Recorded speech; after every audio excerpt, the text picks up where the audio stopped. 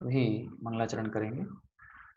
नमो अरिहंताणं नमो सिद्धाणं नमो आयर्याणं नमो वज्रायाणं नमो लोए सवसावूणम्।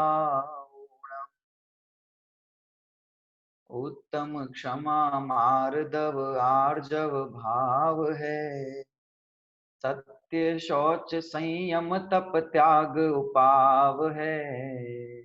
आकिंचन्य ब्रह्मचर्य धर्म 10 सार है, चहु गति दुख ते काढ़ी मुक्ति कर तार है। यह 10 लक्षण महापर्व का आज प्रथम दिन है। 10 लक्षण महापर्व इस 10 प्रकार से इस आत्मा की आराधना के पर्व हैं। ये बात हमने देखी, ये बात हमने समझी थी कि 10 धर्म 10 नहीं है, उस धर्म का कथन 10 प्रकार से किया जा रहा है। उस धर्म के 10 लक्षण कहे गए हैं। धर्म तो वे एक वीतराग का रूप ही है, उसी का नाम धर्म है, जिसकी 10 अलग अलग प्रकार से हम इन 10 दिनों में आराधना करते हैं। आज उत्तम क्षमा का दिन है। हमें उत्तम क्षमा का स्वरूप समझना है। खाली स्वरूप ही समझना है या उसको धारण भी करना है। ये स्वरूप इसलिए समझा जाता है कि पहले समझकर, पहले जानकर और फिर उसको अच्छी तरह से पहचान कर अपने हृदय में हम धारण करें। धारण करना है, ये तो उपचार का कथन है। वास्तव में तो आत्मा का स्वभाव ही क्षमा है।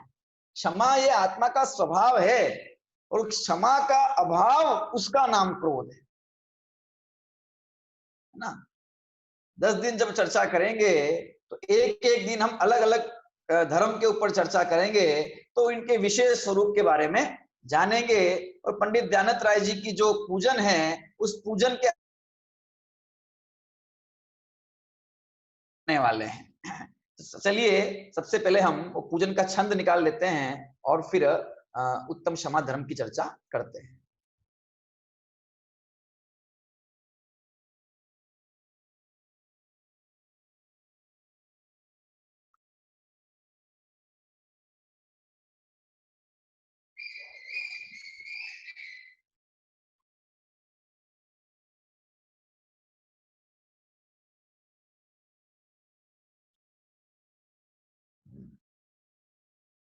ये छंद हमारे सामने है। एक बार हम छंद का पाठ करेंगे और फिर चर्चा करेंगे। पीड़े दुष्ट अनेक, बांध मार बहुविधि करे, धरिए क्षमा विवेक, कोपन कीजे पीतमा। उत्तम क्षमा गहोरे भाई, इह भव जस पर भव सुखदाई। गाली सुनी मन खेदन आनो, गुण को अवगुण कहे अयानो। कही है अयानो वस्तु छीने, बांध मार बहुविधि करे। गरते निकारे तन विदारे, वैर जो न तहाँ धरे। जेते परम करम पूरब किए, खोटे सहे क्यों नहीं जियरा। अति क्रोध अग्नि बुझाए प्राणी, साम्य जल ले सियरा। ये जो 10 लक्षण पूजन पंडित दयानंद राय जी ने लिखी है, और उसके बाद अष्टक के बाद जो एक एक धर्म संबंधी जो अंग संबंधी अर्घ्य लिखे हैं, उनमें इन धर्म के स्वरूपों का अच्छा विवेचन पंडित जी साहब ने किया है, और इसका आधार लेकर हम इन धर्म की चर्चा करने वाले हैं। तो आज हम चर्चा करते हैं उत्तम क्षमा धर्म की। उत्तम क्षमा यानी कि क्या है ना। उत्तम शब्द का मतलब क्या है, क्योंकि ये उत्तम रोज हर एक धर्म के अंदर लगा हुआ है। तो जैसा हमने जाना कि ये जो 10 लक्षण धर्म है, ये एक सम्यक चरित्र रूप है। रत्नत्रय है ना हमारे यहाँ, सम्यक दर्शन, सम्यक ज्ञान और सम्यक चरित्र। तो इसमें इस सम्यक चरित्र में इन 10 धर्मों का समावेश किया गया है। वस्तुतः सम्यक चरित्र मतलब वीतरागता, उस वीतरागता को ही देखने के 10 एंगल ये 10 धर्म है। और उत्तम मतलब सम्यक दर्शन और सम्यक ज्ञान के सहित होने वाला सम्यक चरित्र। तो उत्तम क्षमा ऐसा कहा जाएगा तो हमें क्या समझना है कि सम्यक दर्शन और सम्यक ज्ञान के साथ होने वाली उत्तम क्षमा, या सम्यक दर्शन और सम्यक ज्ञान के साथ होने वाली क्षमा या वीतरागता, उसी का नाम है उत्तम क्षमा। तो सम्यक दर्शन ज्ञान चरित्र इस तरह से रत्नत्रय पूर्ण इस उत्तम क्षमा शब्द कहने में समाहित हो जाते हैं। वीतरागता जब हमने कहा तो उसका मतलब क्या हुआ कि राग और द्वेष का अभाव। राग द्वेष का अभाव मतलब क्या कि कषाय का अभाव है ना, क्योंकि चरित्र मोहिनी कर्म की 25 प्रकृतियां हैं, तो उन वे कषाय रूप है ना, तो उनका अभाव होना। और वे चरित्र मोहिनी कर्म का अभाव पहले दर्शन मोहिनी का होता है ना।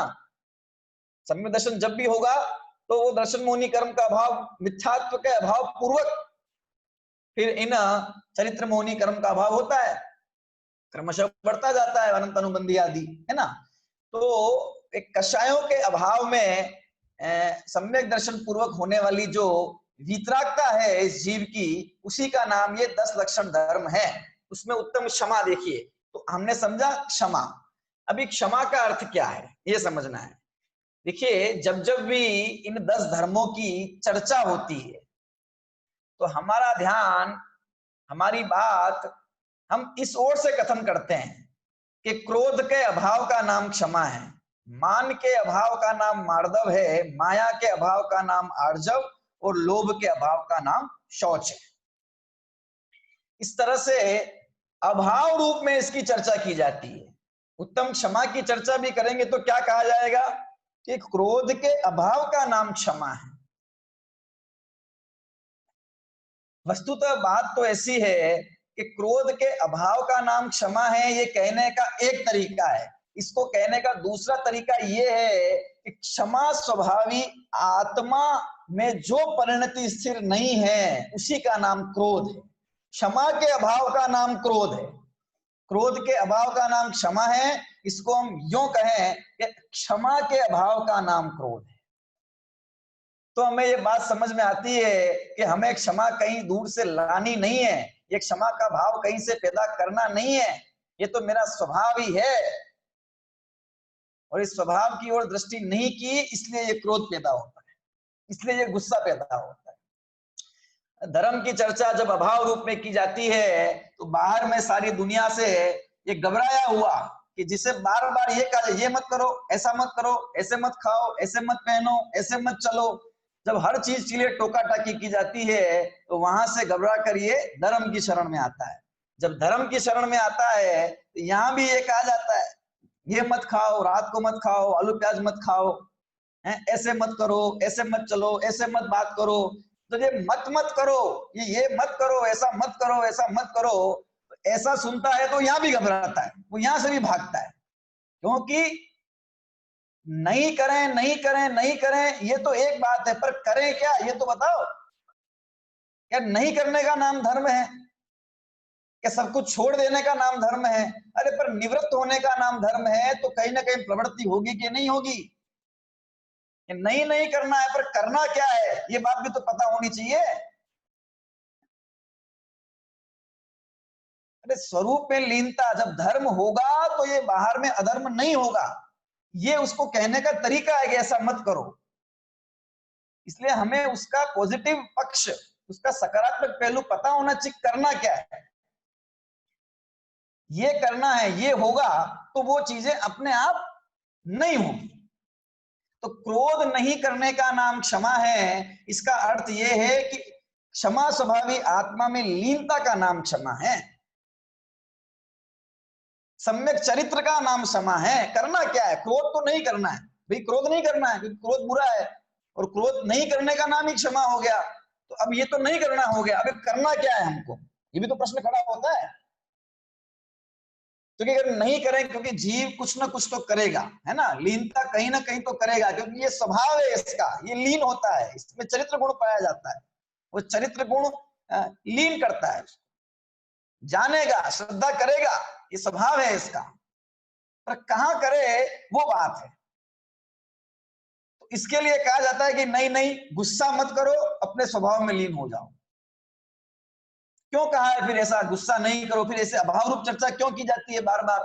देखिए, यद्यपि ये आत्मा क्षमा स्वभावी ही है, यद्यपि ये आत्मा परम शुद्धि है, लेकिन अनादि से ही उसके अपने स्वरूप को भूलकर, अपने क्षमा स्वभाव को भूलकर ये क्रोध ही करता आया है, मान ही करता आया, माया ही करता आया, ये 5 पाप ही करता रहता है, इसकी परिणति विभाव रूप चलती रहती है सदा। इसलिए इसे उस क्षमा स्वभावी आत्मा का परिचय नहीं है, परिचय इन क्रोधादि का है। क्रोध को भली भांति जानता है, लेकिन क्रोध के अभाव रूप होने वाली क्षमा अवस्था को नहीं जानता। वो उसका जिसमें सद्भाव नहीं है, ऐसे आत्मा को नहीं जानता, इसलिए क्रोध को जानता है। तो जिसको जानता है उसके बारे में बात की जाती है। ये क्रोध करने से बुरा होता है ना, तकलीफ पहुंचती है ना, तो इसको मत करो, इससे नुकसान है आत्मा का, अशांति होती है, घर में भी होती है और अपने निज घर में भी होती है, और जिस घर में हम रहते हैं उस घर में भी होती है, और इस संसार में भी होती है, सब तरफ अशांति अशांति होती है इस क्रोध के।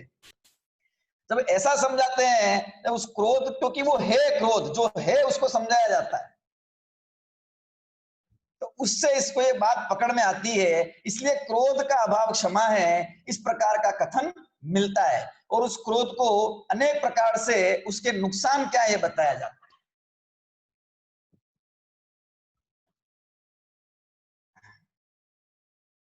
ये क्रोध सब ओर से इस जीव का बुराई करने वाला है, इतना तो हम और आप भी सब जानते ही हैं। बोलो, क्रोध में क्या क्या दशा होती है इस जीव की, है? क्यों होता, क्यों है क्रोध? कि दूसरा व्यक्ति मेरे अनुकूल नहीं चलता, ये परिस्थितियां मेरे अनुकूल नहीं है, मैं जैसा चाहता हूं वैसा हो नहीं रहा है, क्रोध पैदा हो जाता है। जिस व्यक्ति पर क्रोध पैदा होता है उसका नाश करना चाहता है, उसको खत्म करना चाहता है, उसकी शक्ल नहीं देखना चाहता, उससे बात नहीं करना चाहता। अगर कोई उसका नाम ले ले तो तिलमिला जाता है। सब ओर से उसका नुकसान करने का सोचता है, और अगर उसका नुकसान नहीं कर पाए तो खुद का नुकसान करता है। जब बाहर में नहीं चलता, क्रोध के वश में जब बाहर में नहीं चलता, तो ये फिर अपना ही नुकसान, अपने अंगों का घात कर देता है, अपनी वस्तुओं को तोड़ फोड़ देता है। घर के बर्तन होते हैं तो बर्तन तोड़ देता है, कपड़े फाड़ देता है, छोटे बच्चे हो तो बच्चों को पीट देता है, बड़े हो तो बड़ों की लिहाज भूल जाता है। अरे और क्या बात करें, कि क्रोध तो इतना अंधा कर देता है इस जीव को कि ये देव शास्त्र गुरु का विनय भी भूल जाता है। भगवान के लिए अरे क्या करेंगे, भगवान सब ठीक है, भगवान भगवान है, इस तरह के निकृष्ट वचन भी बोलता है, हिनवाणी का भी अपमान करता है, गुरु का भी अपमान करता है। देव शास्त्र गुरु जो परम श्रद्धा के स्थान है, वे उनका जो पूज्य है उनके भी अपमान करता है, क्योंकि ये क्रोध को अंधा कहा है ना, अंधा अंधा है ये क्रोध, क्रोधांध। ये व्यक्ति क्रोध में अंधा अंधा हो जाता है, तो उसे फिर दिखता नहीं है क्या है, कैसा है सामने, कुछ भी। उसे तो ऐसा लगता है कि बस जिस चीज से मुझे नुकसान, जो परिस्थितियां मेरे प्रतिकूल है, मैं उसका अंत कर दूं, बस या तो उन परिस्थितियों का अंत कर दूं, वो जिसने पैदा की है उसको खत्म कर दूं, और अगर ये नहीं कर सकता तो मैं अपने आप को खत्म कर दूं। ये जितनी आत्महत्याएं जगत में होती है, ये सब इस क्रोध का ही तो परिणाम है। और किसका परिणाम है? ये अपने प्रति क्रोध है। क्रोध पहले हृदय में पैदा होता है, फिर दूसरे पे होता है। प्रेत क्रोध पहले खुद का नाश करता है, फिर दूसरे का होता है। ये आत्महत्याएं जितनी होती है, ये खुद पे किया गया क्रोध है, ये गुस्सा है, ये वो परिस्थितियां मैंने अनुकूल करनी चाहिए, और वे परिस्थितियां अपने हिसाब से होने वाली है, क्रोध पैदा होता है। और जलाता है ये जीव को, और जलता है, और ये जानता है उस क्रोध को करने, क्योंकि जब क्रोध की अवस्था है, जब तिलमिला रहा है क्रोध में, तब तो पता नहीं है कुछ, लेकिन जब वह शांत हो जाता है, ठंडा होता है, तो ये जानता है कि ये गड़बड़ करता है, ये क्रोध, ये सब मेरा यश, ये मेरी शांति, मेरा मेरा संबंध ये सब खराब करने वाला है, लेकिन फिर भी ये आपे से बाहर ही रहता है। आपे से बाहर इसलिए रहता है क्योंकि आपा में नहीं रहता, आत्मा में नहीं रहता। जब तक स्वरूप को न जाने तब तक ये क्रोध खत्म होने वाला नहीं है, ये क्रोध का अभाव होने वाला नहीं है। अरे देखो परम दिगंबर मुनिराज हैं, वे वीतरागी भगवान, जगत उनके सामने है, केवल ज्ञानी के सामने है तो हाथ पे रखे हुए आंवले के समान जगत दिखता है, अनेक प्रकार के परिणाम दिखते हैं। अरे उन्हें वे लोग भी नजर आते हैं जो उनको गालियां दे रहे हैं। नहीं देते, भगवान को भी नहीं देते लोग गालियां। क्या करते होंगे, गुस्सा आ जाता होगा? अरे नहीं आता, क्योंकि वे जिस स्वभाव के आश्रय पे अपना जीवन जीते हैं, जिस स्वभाव के आश्रय उनकी परिणति ने लिया हुआ है, वहां क्रोध का रंच स्थान नहीं है और विकार मात्र का वहां स्थान नहीं है। और वैसा ही मेरा भी आत्मा है। भले ही परिणति में क्रोध होता है, भले ही निचली अवस्था में, राग की अवस्था में दशा होती है, लेकिन ये होते हुए विकार भी, होते हुए विकारों का अभाव भी उस एक गायक के आश्रय से खत्म होने वाला है।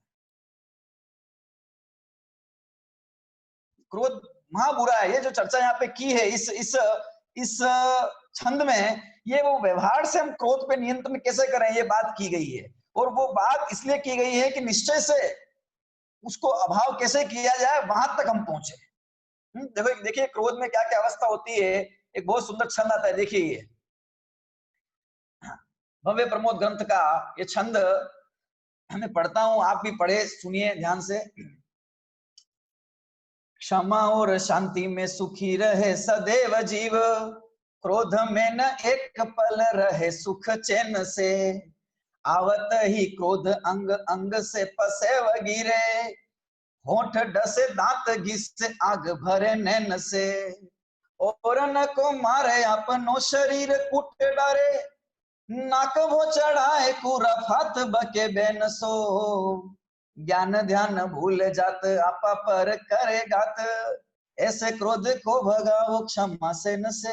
क्या कह रहे हैं, देखो क्षमा और शांति में सुखी रहे सदैव जीव। ये जीव सदा क्षमा और शांति के भाव में ही सुखी रहता है। क्रोध में न एक पल रहे सुख, एक पल भी इस क्रोध में सुख और चैन से नहीं रह पाता, तब समस्याएं होती है, गड़बड़ है सारा है। आवत ही क्रोध अंग अंग से पसे गिरे, अंग अंग भड़कता है क्रोध आते ही, साथ में पसीना पसीना आग बबूला हो जाता है। होंठ डसे, ये लक्षण दिए बाहर के, क्रोध आता है तो कैसा उस जीव की वृत्ति दिखती है।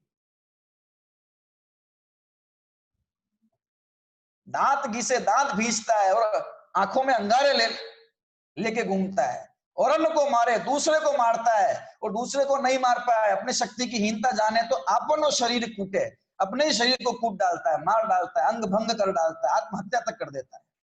नाक भो चढ़ाए पूरा फात बके बैन सो। कैसी मन वचन काय की प्रवृत्ति कैसी होती है क्रोधी के, कि नाक और भों को चढ़ाता है, और बैन उसके जो वचन है वो कैसे गालियां देता है। ये क्रोध में इतना अंधा हो जाता है कि ज्ञान ध्यान भूल जाता है आपा पर करेगा, तो ज्ञान और ध्यान सब भूल जाता है। जितना जो तत्व ज्ञान ये सीखता है, जो बात सीखता है, जो बात बड़े जन सज्जन जन, अरे नीति में भी जो बात, लोक में भी जो बात सिखाई जाती है, सारी भूल जाता है। आपा पर करे गात, अपना और दूसरे का गात करता है। ऐसा ये क्रोध बुरा है कि ऐसे क्रोध को भगाओ क्षमा सेन से। किससे भगाओ इस क्रोध को, कि क्षमा रूपी जो हमारा हथियार है, क्षमा रूपी हमारा जो साधन है, उससे इस क्रोध को भगाओ। इस प्रकार की स्थिति इस जीव की क्रोध के होने पर है, अनेक प्रकार से। और ये क्रोध के भी अनेक रूप हैं। ये जरूरी नहीं है कि बस क्रोध आ जाए तो सामने व्यक्त हो वही क्रोध है। ये क्रोध अंदर भी पलता रहता है, बढ़ता रहता है, अंदर ही अंदर, अंदर ही अंदर। क्योंकि जब शक्ति होती है तो सामने से प्रतिकार करता है, और शक्ति नहीं होती तो उस क्रोध को अंदर में धारण कर लेता है। कोई बात नहीं, देख लेंगे बाद में, देख लेंगे इसको बाद में। और वह वो क्रोध बेर का रूप धारण करता है। पंडित आचार्य रामचंद्र शुक्ल हुए हिंदी के एक लेखक, इन्होंने मनोभावों के ऊपर लेख लिखे। उसमें उन्होंने क्रोध पर एक लेख लिखा। वहां उन्होंने अच्छा विश्लेषण किया कि जो बैर है, ये बैर भी क्रोध का ही एक रूप है, क्रोध का ही रूप है बैर। कि जब सामने से प्रतिकार नहीं कर पाते, सामने वाला शक्ति में अधिक दिखता है, तो उस समय तो ये शांत हो जाता है, अथवा भय के मारे भी शांत होता है। तो इसलिए बाहर से गुस्सा करते हुए नहीं भी नजर आए तो उसके गुस्से का अभाव हो गया, ये नहीं है बात। जब तक अंदर में वितरागता प्रकट ना हो, खाली बाहर में मंद कषाय हो जाना, उसका नाम क्रोध का भाव नहीं है। जगत तो उसी की बात करेगा, गुस्सा मत करो, गुस्सा मत करो, गुस्सा मत करो। तो क्या करें फिर के आए तो ठंडा, शांत रहो, शांत रहो, चुप रहो, चुप रहो। भाई ये जब कषाय पैदा हुई है तो वो तो अपने समय पर रहेगी। अब उसको हम खत्म करने का जो उपाय है वो तो नहीं जानते शास्त्र के अभ्यास से, तत्व के रुचि से। बस उसको कम कर दो, कम कर दो, कम कर दो। कैसे कम होगी वो? क्या उसका रास्ता होगा? व्यवहार की चर्चा भी सब की जाती है हमारे यहाँ, लेकिन बात तो उस मूल आश्रय उसका लेंगे तब जाके बात बनेगी, कैसे होगा।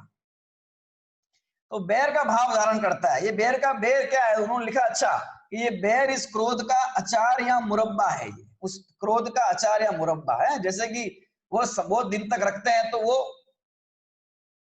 अचार जो होता है वो गल जाता है सारा, है।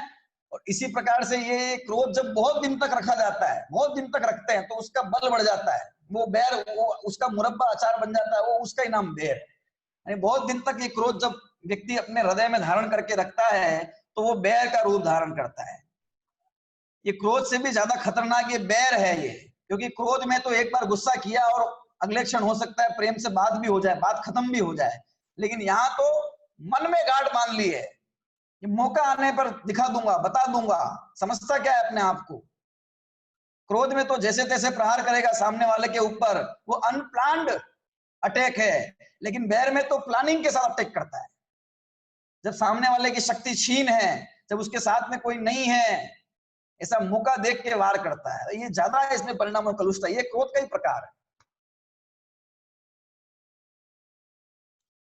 दूसरे का भला बुरा क्रोध से होता हो कि ना होता हो, है दूसरे को जिसको मारना चाहता है, जिसको नुकसान पहुंचाना चाहता है, जिन वस्तुओं को तोड़ना फोड़ना चाहता है, उनमें कुछ हो या ना हो, लेकिन सबसे पहला नुकसान तो खुद का होता है। क्रोध को अग्नि का है ना, क्रोध को अग्नि, ये लास्ट लाइन के अंदर सबसे पहला नुकसान तो खुद का है। क्योंकि अंगार हाथ में लेकर अगर दूसरे के ऊपर फेंकेंगे तो सबसे पहले तो खुद का ही हाथ जलेगा, दूसरे तो का कुछ होगा कि नहीं होगा वो बात की बात है। उत्तम क्षमा का ये दिन है।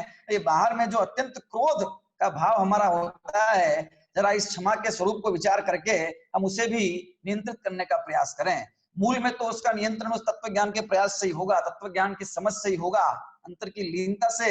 जब मिथ्यात्व का अभाव होगा तो अनंत अनुबंधी जाएगी ना, अनंत अनुबंधी क्रोध भी जाएगा, मान भी, माया भी, लोभ भी चले जाएंगे सारे।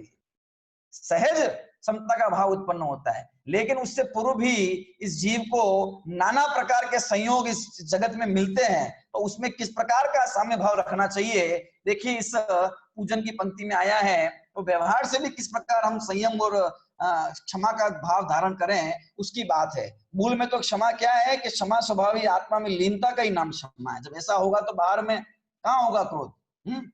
देखिए आइए पढ़ते हैं, हम एक एक शब्द का अर्थ करते हैं। पीड़े दुष्ट अनेक बांध मार बहुविधि करे, धरिए क्षमा विवेक कोपन कीजे पीत मां। क्या कह रहे हैं? बाहर में चाहे कैसा भी संयोग आ जाए, कहां कहां क्रोध नहीं करें कि पीड़े दुष्ट अनेक, दुष्ट व्यक्ति जो है हमारा बुरा करने वाला दुष्ट, में हमें अनेक प्रकार से पीड़ाएं दे, अनेक प्रकार से पीड़ाएं। ठीक है, वो कैसे कैसे है वो देखो, देंगे नीचे अभी। बांध दे और बांध के मारे, और सिर्फ मारे ही नहीं, बहुविधि, बहुत प्रकार से, अनेक प्रकार की विधियों से, बहुविधि में सब लगा लेना, किस किस प्रकार का कष्ट वो दे सकता है, कि अनेक प्रकार की विधियों से हमें तकलीफ पहुंचाए, तो भी क्या कीजिए, धरिए क्षमा विवेक, तो भी इस विवेक रूपी क्षमा को धारण कीजिए। विवेक, विवेक है, क्षमा विवेक है। विवेक किसे कहते हैं? अच्छे और बुरे का ज्ञान, उसका नाम विवेक है। तो ये जिसको तकलीफ पहुंचाता है बाहर में, इस तन का विदारण ये करता है, जिस तन का ये विदारण करता है वो मैं नहीं हूं, और जो मैं हूं ये उसको छू नहीं सकता है। छू सकता है कोई? शुद्धात्मा स्वरूप को कोई टच कर सकता है? बाहर में कितना भी कुछ भी हो, क्या फर्क पड़ता है? मुनिराज जो अपने आत्मा के आश्रय में लीन रहते हैं, उन्हें तो बाहर में उपसर्ग होता है, भयंकर उपसर्ग हो जाते हैं। अकंपनाचार्य आदि 700 मुनिराजों के ऊपर नहीं हुआ था उपसर्ग, नहीं जला दी गई थी अग्नि बाहर में, लेकिन बाहर में अग्नि जलती थी और अंदर में वहां क्षमा की, शांति का शीतल शीतल धारा बहती थी। और वे उसकी शीतलता में, उस आनंद की उन बौछारों में वे मस्ती में थे। धरिए क्षमा विवेक, कोप न कीजिए, कोप न कीजिए, क्रोध न कीजिए, हे पीतमा, हे सज्जन पुरुष, हे श्रीमान, हे प्रीतम, कोप न कीजिए, क्रोध न कीजिए, अंदर में विवेक धारण कीजिए। अरे कहां तक विवेक धारण करें? ठीक है, कुछ कह दिया, पर वो जब इंसान अपनी लिमिट पार कर देता है तो फिर हमसे नहीं रहा जाता। एक लिमिट तक तो ठीक है, पर इसके आगे जवाब देना जरूरी है, नहीं तो सामने वाला बढ़ता ही जाएगा। इस प्रकार की सब बातें होती है कि नहीं होती है? सब बताया, देखो कैसे हमारा बुरा होता है, कैसे सामने वाले का है। उत्तम क्षमा गहो रे भाई, इह भव जस पर भव सुखदाई। क्या कह रहे हैं? उत्तम क्षमा गहो रे भाई, हे भाई उत्तम क्षमा को ग्रहण करो। उत्तम क्षमा को ग्रहण करो मतलब उत्तम क्षमा स्वरूप हमारा स्वभाव है, उस स्वभाव को ग्रहण करो, उसको जानो कि क्या करने वाली है उत्तम क्षमा, कि इह भव जस पर भव सुखदाई। इस भव में तो यश मिलने वाला है, जस मतलब यश, इस भव में तो यश मिलने वाला है, और पर भव सुखदाई, और अगले भव में भी सुख देने वाला है। जब परम वितरागता हो जाएगी तो अंदर में अतीन्द्रिय आनंद का जो झरना बहेगा, वही हमारा यश है। और बाहर में भी जो हमारे संपर्क में आएंगे वे लोग हमारे क्षमा स्वभाव को देखकर, वे हमारी अंतर्बाह्य परिणति को देखकर हमारा गुणगान किए बिना रहेंगे नहीं। अरे मुनराज को देखते हैं, भगवान को देखते हैं तो उनकी वीतरागता नजर आती है, उनके बाह्य में वो प्रवृत्ति नजर आती है, तो नमन होता है। जस तो ई भव तो जस, और पर भव सुखदाई, और अगले भव में भी ये सुख देने वाला है। अगले भव में क्या, अगले भव आएगा ही नहीं, संसार का भव ही नहीं आएगा, वो सीधा मोक्ष वीतरागता से, तो अनंत काल तक सुख देने वाला है। एक भव की कमाई तो अनंत काल खाएगो। क्या करे वो वीतरागता? तो जब आएगी तब आएगी, अभी तो हमारे नहीं है ना। अभी तो हम इस संसार के पचड़ों में पड़े हुए हैं। अभी तो छोटी छोटी बात पे गुस्सा आ जाता है, घर में लड़ाइयां हो जाती है, तनातनी हो जाती है, और उसमें वो मान मिला रहता है। वो मान की चर्चा तो कल करेंगे। ये मान बड़ा और खतरनाक है, ये क्रोध से बड़ा है ये मान। तो मान मिश्रित जो क्रोध है वो दीवारें खड़ी करता है। क्या क्या देखो पंडित जी कितनी ऊंची है व्यवहार क्षमा की बात भी, कितनी ऊंची है। देखो यहाँ, गाली सुनी मन खेद न आनो। अगर कोई गाली दे तो मन खेद न आनो, मन में खेद मत लेके आओ, दुख मत लेके आओ। कोई गाली दे तो दे, ठीक है, जिसको गाली दे रहा है, किसको गाली दे रहा है? आत्मा को कोई गाली दे सकता है? आचार्य कुंद ने लिखा है, अगर अपशब्द बुरे हैं तो अपशब्द मुझे लगते कहाँ हैं? तो आत्मा तो शब्द से रहित है, वे तो पुद्गल की पर्याय है शब्द, तो गाली तो पुद्गल है ना, ये आत्मा को कहाँ लगने वाली है? तो इसलिए गाली सुन के खेद आना ही नहीं चाहिए। अरे अपने आप को, अरे एक अपने आप को आत्मा जानने वाला अपनी परिणति में विकार पैदा कर ही नहीं सकता। देता रहे गाली, और तो क्या गाली देता है? जो गाली देता है, जो कुछ भी गाली में कहता है, वो तो इस पर्याय को देख करके, द्रव्य को देख के तो गाली दे नहीं सकता कोई। और मैं द्रव्य हूं,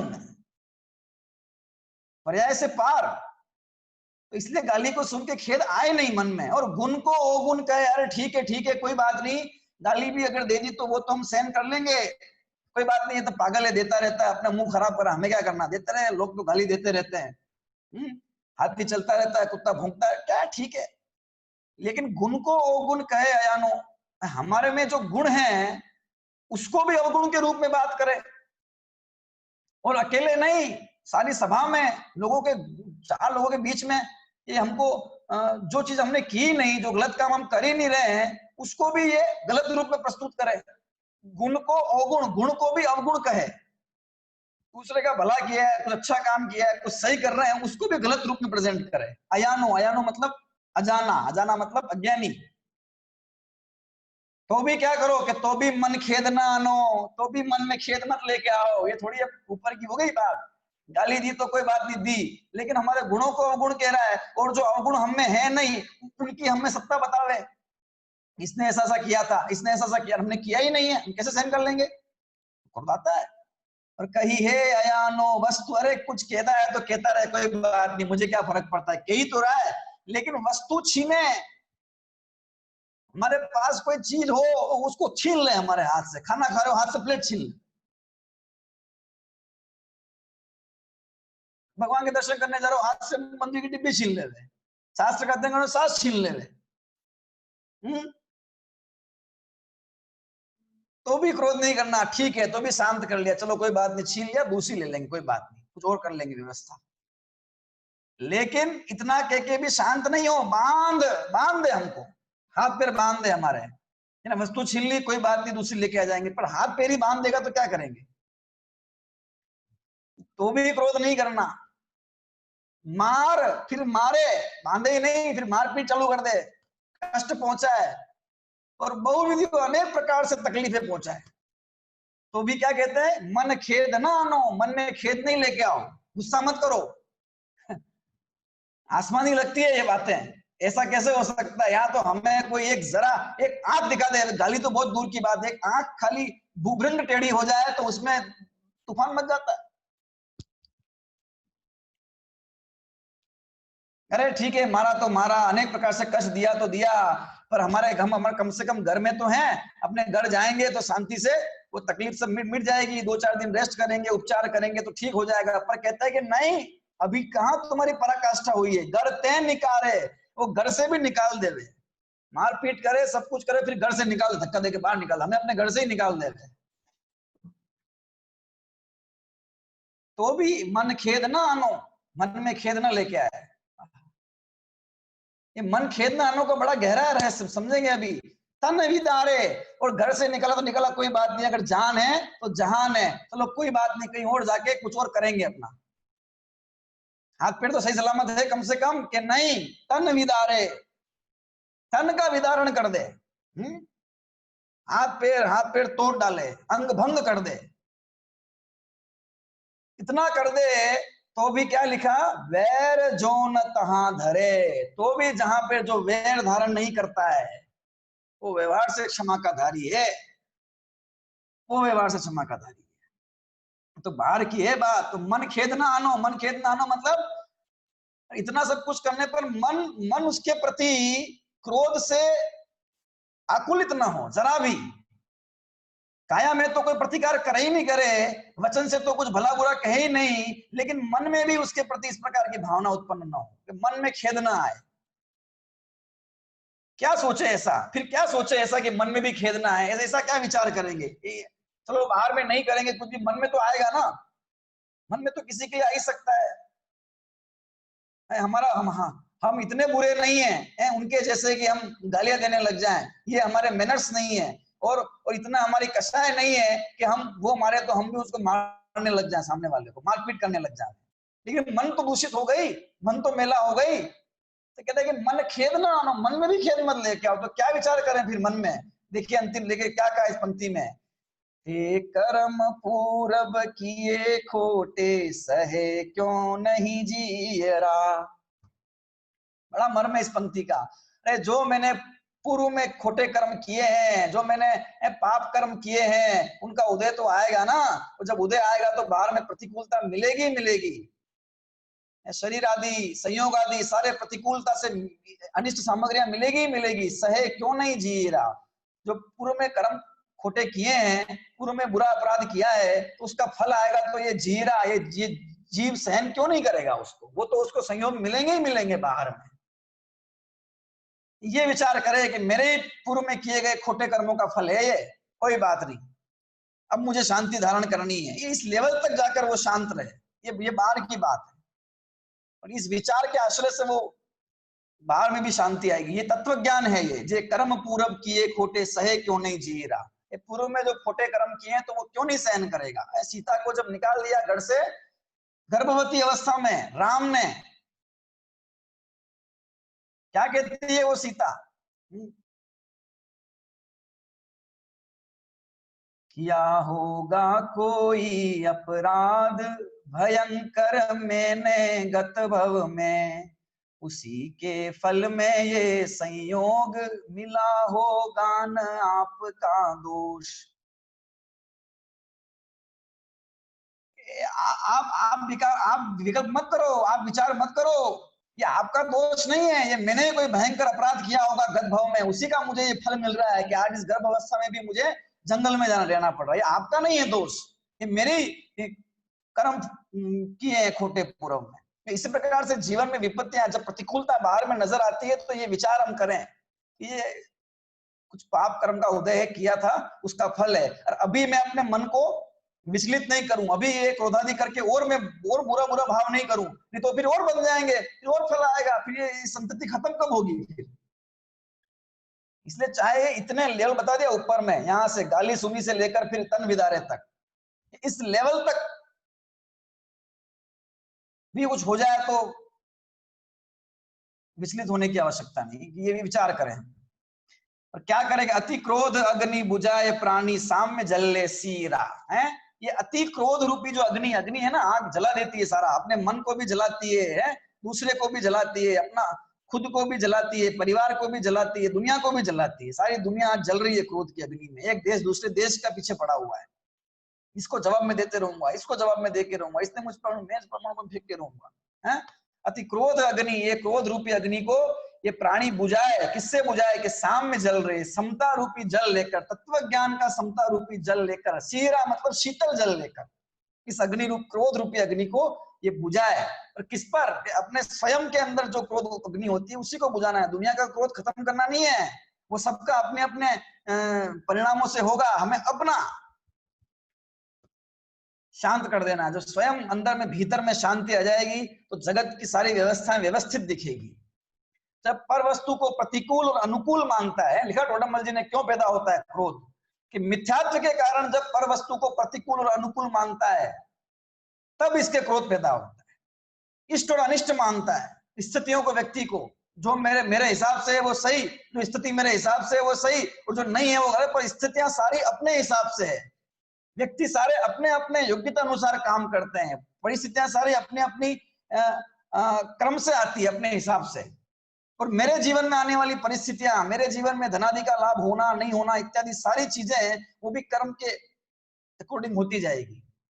उसमें क्या क्रोध, उसमें क्या अपना विकार करना जीवन में। अरे इस सारी बाहर की परिस्थितियों में जो कर्म से न्यारा है वो चैतन्य मेरे पास है कि नहीं, वो परम पारिणामिक भाव मेरे पास है कि नहीं, और वो कब मिट जाने वाला है, ये कब चला जाने वाला है। तो जो स्थिर है उसका आश्रय लूं, कि ये बाहर में जो भोगादि अस्थिर है उनका आश्रय लूं, इनका आश्रय लेता हूं तो क्रोध पैदा होता है, क्रोध पैदा होता है तकलीफ पहुंचती है, अशांति होती है। अरे अशांति भीतर में है, बाहर में संयोग हम दूर करना चाहते हैं, पास लाना चाहते हैं, उससे क्या होने वाला है। यहाँ जाएंगे तो शांति मिल जाएगी, गिरनारी जाएंगे, शिखर जाएंगे, मंदिर जाएंगे, पर भीतर में जो क्रोध है वो अगर शांत होता है तो वहां जाकर हमें शांति मिलती है, नहीं तो वहां भी हमारा मन आकुलित आकुलित बना रहता है।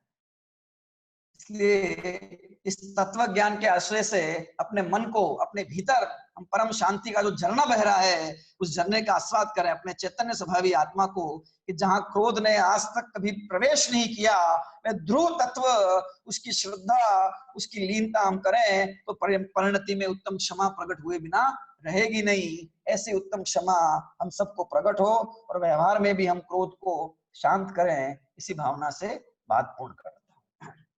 आज की हमारी कक्षा पूर्ण होती है। कोई प्रश्न इत्यादि हो